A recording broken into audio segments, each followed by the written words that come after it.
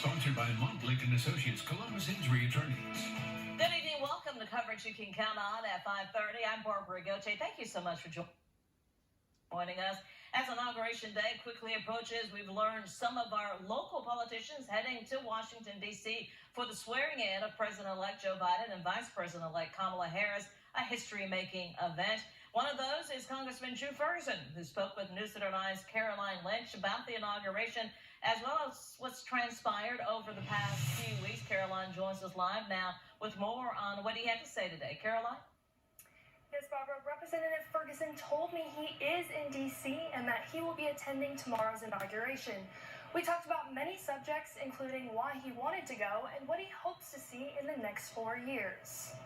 Although he says he has differing views than President-elect Joe Biden, Representative Drew Ferguson believes going to the inauguration is the right thing to do. As Americans, that no matter how you feel about the election and the outcome of the election, there is a peaceful transfer of power. This comes after Ferguson voted to certify the election without objection. He believes doing so was in line with defending the Constitution.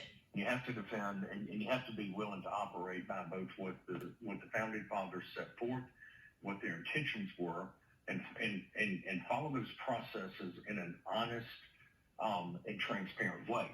And the vote to certify the electors was just that. However, the congressman voted against impeaching President Trump. His reason? Congress launches an impeachment one day, and by the time the sun sets, the vote is taken. That's not a fair process, and it undermines the integrity of what the impeachment process is supposed to be. Ahead of Wednesday, Ferguson asked his constituents to keep Congress and the administration in their prayers.